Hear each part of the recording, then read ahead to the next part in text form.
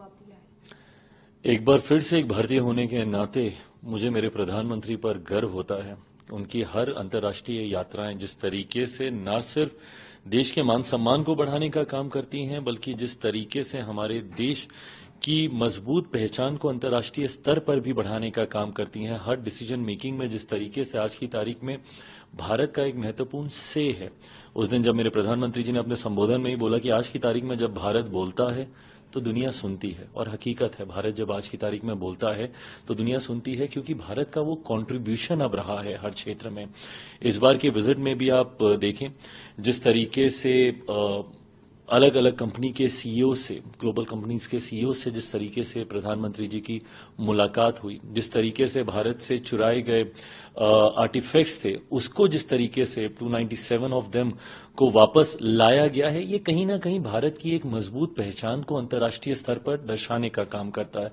Quartz summit के लिए मेरे प्रधानमंत्री जी गए थे। क्वाड्स 4 देशों का ये समिट है, उसमें जिस तरीके से भारत की एक महत्वपूर्ण योगदान है, अलग अलग विषयों को लेकर चर्चा हुई, सर्वाइकल कैंसर को लेकर हो, आपने टेररिज्म का जिक्र किया, इन तमाम विषयों पर जिस तरीके से भारत प्रधानमंत्री जी के माध्यम से एक मजबूत पहचान को स्थापित करने में कामयाब रहा है, ये एक नए भारत की दिशा में, एक विकसित भारत की दिशा में भारत के मजबूत कदम है। और इसके लिए मैं पुनः मेरे प्रधानमंत्री आदरणीय नरेंद्र मोदी जी का धन्यवाद करता हूं और उनको एक बार फिर से एक सफल यात्रा के लिए ढेर सारी बधाई, शुभकामनाएं। उन्होंने फिलिस्तीन प्रेसिडेंट की यात्रा संपन्न हो गई है, कई मुद्दों पर बात की है।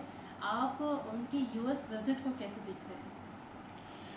देखिए, प्रधानमंत्री अब सिर्फ भारत के प्रधानमंत्री नहीं रह रहे हैं, एक वैश्विक नेता के रूप में वो उभर करके आ रहे हैं।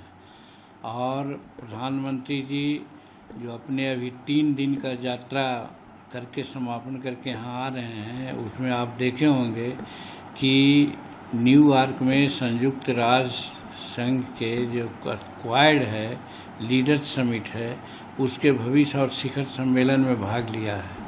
और ये भाग लेना किसी भी देश के लिए, राष्ट्राध्यक्ष के लिए अद्वितीय होता है, भारत के लिए विशेष करके। उन्होंने अपनी यात्रा को महत्वपूर्ण द्विपक्षीय बैठक भी की है, राष्ट्र की प्रगति के लिए समर्थन भी मांगा है। आप जानते हैं कि संयुक्त राष्ट्र महासभा से हट करके वियतनाम के राष्ट्रपति जी से भी उन्होंने मुलाकात की है और दोनों देशों के संबंध के बारे में विचार विमर्श किया है, जिससे यहाँ का व्यापार, संस्कृति, ऐसे क्षेत्रों में हमको सहयोग बढ़ाने की बात है। मोदी जी के संयुक्त राष्ट्र के भविष्य के शिखर सम्मेलन के संबोधन को दुनिया याद रखेगी, मैं ऐसा समझता हूँ, अभी जो बात उन्होंने की है।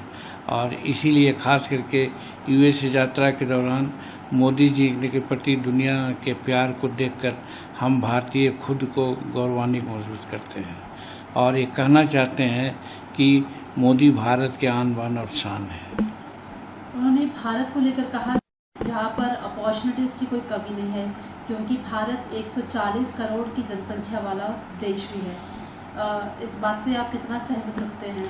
एकदम हम उनके बातों से 100% सहमति व्यक्त करते हैं, इसलिए कि आज भले हम बड़े बड़े कंपनियों और बड़े बड़े फैक्ट्रियों की बात करते हैं, लेकिन एक समय था जब भारत धर्मगुरु या विश्वगुरु कहलाता था। उस समय यहाँ अपने आप में अपॉर्चुनिटी लोग क्रिएट करते थे। आज प्रधानमंत्री विश्वकर्मा योजना उसी का कंसेप्ट है कि छोटे छोटे इंटरप्रेन्योर को पैसा दे करके, बैंक गारंटी दे करके, सब्सिडी दे करके उसको अपलिफ्ट कर रहे हैं, सो दैट कि अपने पैर पर वो खड़ा हो जाए। तो यहाँ इतनी अपॉर्चुनिटी है कि हमको कहीं जाने की ज़रूरत नहीं है, सिर्फ अपने आप को सिद्ध करना।